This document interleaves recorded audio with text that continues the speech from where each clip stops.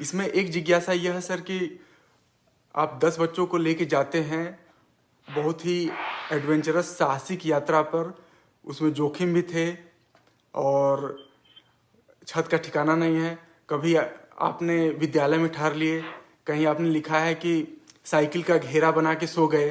आपने यह भी लिखा है कि थके हुए आदमी को कोई मतलब ज़रूरत नहीं है।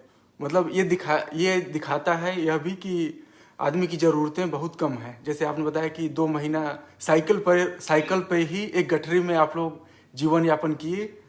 तो मेरा सवाल रहेगा जोखिम से, जैसे आप लोगों ने जोखिम आपातकाल या इस तरह का कुछ प्रबंध किया था।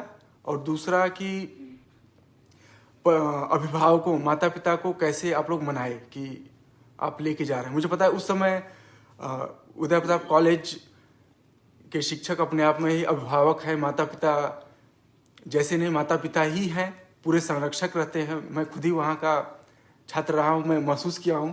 लेकिन आपसे जानना चाहूँगी उस समय माता पिता उदय प्रताप कॉलेज के ही नहीं दूसरे स्कूलों से भी भाई साहब लोग थे, तो कैसे वो प्लानिंग कैसे किया आप लोग, किस तरह से उनको कन्विंस किए कि हाँ ये संभव हो सकता है। एक बहुत ही महत्वपूर्ण सवाल है। जोखिम भरा काम था। एक बात और ध्यान देने की है कि जिस समय ये यात्रा हुई थी उस समय मोबाइल की कोई सुविधा नहीं थी। मोबाइल तब तक हम लोगों के हाथ में नहीं आया था। लैंडलाइन फोन भी कुछ लोगों के पास रहा करता था। इसका मतलब कि हम और 10 विद्यार्थी अपने घर से हम वन साइडेड थे। हम पोस्ट कार्ड लिख करके डाल सकते थे जो मेरे घर पहुंच सकता था 1 हफ्ते बाद कि हम ठीक ठाक हैं, लेकिन घर से हमें कोई पोस्ट कार्ड नहीं मिल सकता था। 2 महीने हम लोग अपने घर से पूरी तरह से छूटे हुए थे एकदम। और यह बात हुई कि 2 बार, एक बार 20 दिन के बाद लगभग अहमदाबाद में एक एनसीसी बटालियन से एनसीओ गया। हम लोगों का तय था कि हम इतने दिन तक यहाँ रुकेंगे और अहमदाबाद पहुंचेंगे। वो मिला और फिर लौटते समय आगरा में मिला आदमी जो पैसा देने के लिए, क्योंकि सारा पैसा मैं अपने साथ नहीं ले चल सकता था। उस समय एटीएम आदि की जैसी सुविधा नहीं थी। जो भी कैश था हमें अपने पास रखना था, और अगर पैसा मान लीजिए गायब हो जाए तो हमारे पास 10 विद्यार्थी हैं, हम कहाँ उस जगह पर सबको खिला पाएंगे। यह जोखिम था।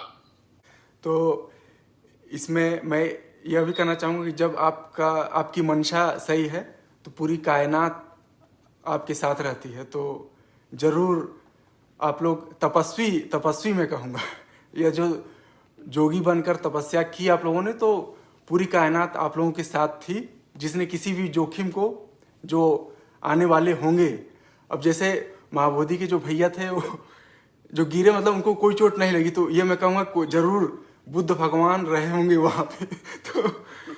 तो ये है। दूसरा जो आपने पोस्ट कार्ड वाली बात बताई, तो ये किताब पढ़ने के बाद मैंने कुछ लोगों से चर्चा की, तो उन्होंने मुझे बहुत ही रोचक बात बताई कि उस दस्ते में एक भैया थे जो जहाँ जाते थे, जहाँ भी सुविधा उनको मिलती थी, तो वो पोस्ट कार्ड लिख के उनको भेजते थे अपने मित्र को, घर पे नहीं। तो वो उन्होंने जिक्र किया, लिखा, उनका नाम मैं माफ़ी चाहूँगा, मैं भूल रहा हूँ, मैं भी शायद बूढ़ा हो रहा हूँ। तो ये बहुत ही अपने आप में बड़ी बात है कि इतने बड़े दस्ते के साथ आप लोग चले। और एक चीज और नवीन बताना चाहूंगा।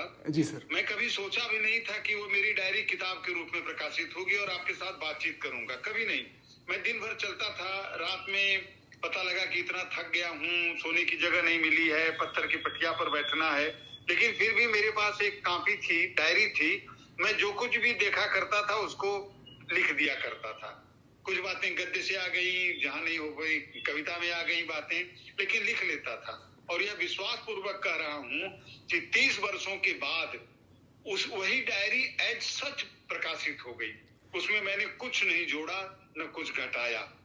तो जो कुछ भी लिखा हुआ था दिन भर का, कोशिश ये करता था कि कोई दिन खाली ना हो जाए।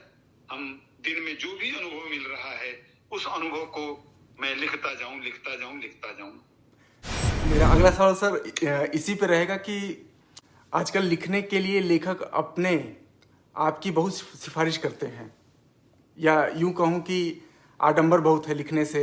शांत माहौल चाहिए, कॉफ़ी होनी चाहिए, चिड़िया चहचहाती होनी चाहिए, और खुला मैदान, ऊपर नीला आसमान।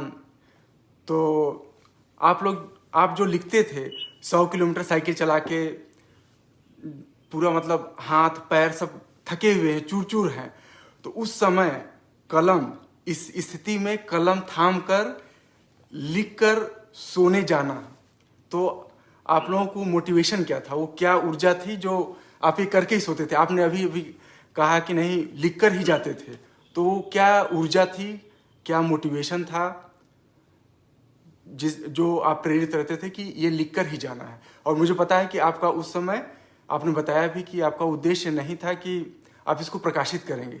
अगर आज मैं जाता हूँ बाहर, तो मैं घूमता हूँ, तो मुझे ये रहता है कि मैं और लोगों को बताऊंगा इसके बारे में, लोग जानकारी करेंगे, तो ये तो मेरा उद्देश्य होगा कि एक ये है।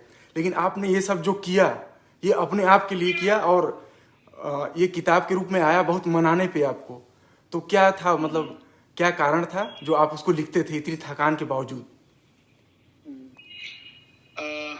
आपके इस प्रश्न का उत्तर आपके शीर्षक में छिपा वह अभिव्यक्ति में। हर आदमी चाहता है उसके भीतर जो है वह अभिव्यक्त कर दे, यह तो अभिव्यक्ति है।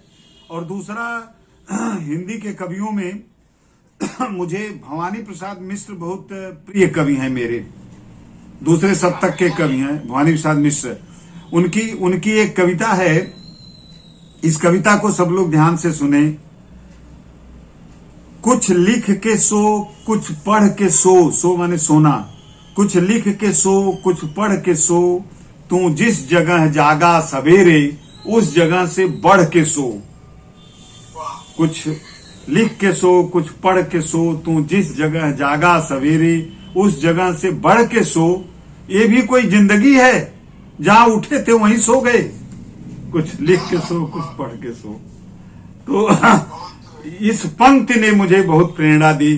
सोने के पहले चाहे जिस स्थिति में हो, कुछ लिख के सो, कुछ पढ़ के सो।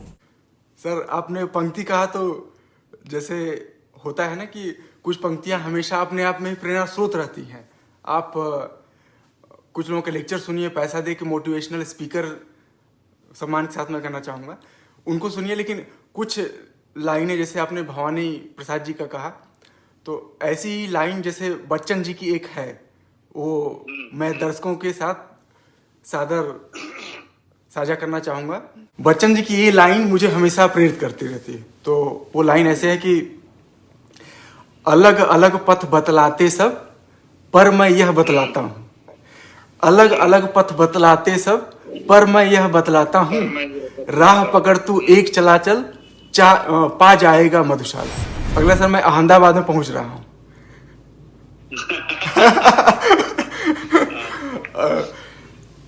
अहमदाबाद का एक बहुत ही रोमांचक वाकया है, तो उसके बारे में पढ़ने के बाद मेरी क्या स्थिति थी वो मैं बाद में साझा करूंगा।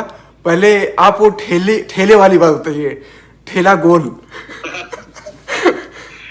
नवीन, आप उदय प्रताप कॉलेज के छात्र हो, तो शायद इसी